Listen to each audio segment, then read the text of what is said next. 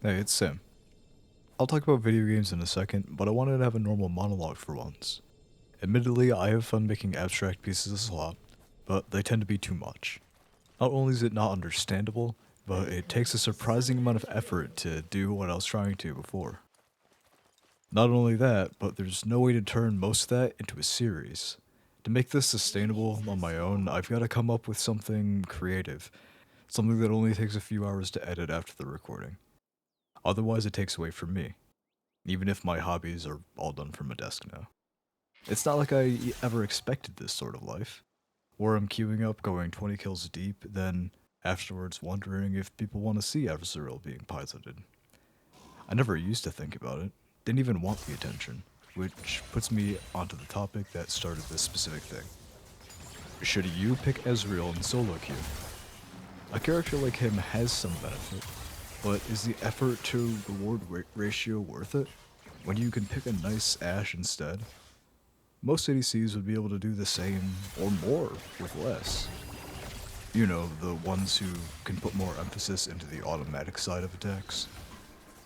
In League, on the Rift, a fluid and controlled character outperforms a race car like Ezreal, where one moment he's riding out the corners, and the next he's jetting down a straightaway once he finds a line.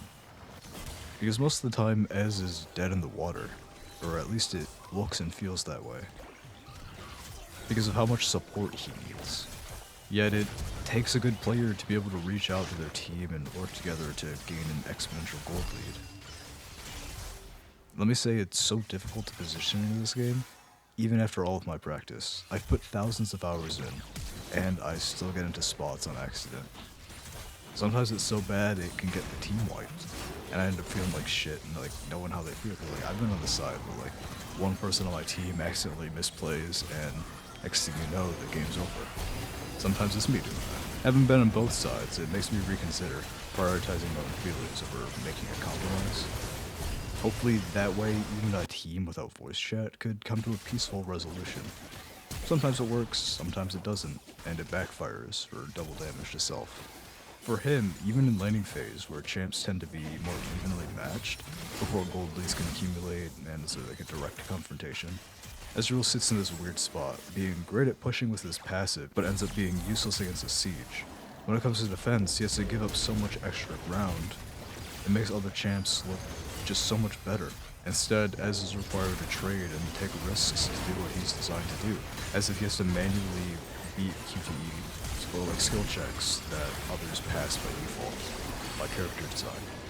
But then again, every character in this game is balanced to the point where if you're good enough, you can play them and make them work and carry games in solo queue. But in a way, Ezreal's kind of fragile, and so if you do want to play Ezreal, which you could have incredible success on, you would have to one-trick him or play like 200 games to be able to get to the level where you can perform consistently. He's one of those ADCs that have a really high skill ceiling. And so, especially as you get into higher ranks, you're going to want to have more practice to be reliable, because you can be put in very awkward situations, especially as you're learning the game. But I suppose as a player, it really is up to you to try to adapt to these situations. And so that's what I'm trying to do. But to answer my main question, should you play Ezreal in solo queue?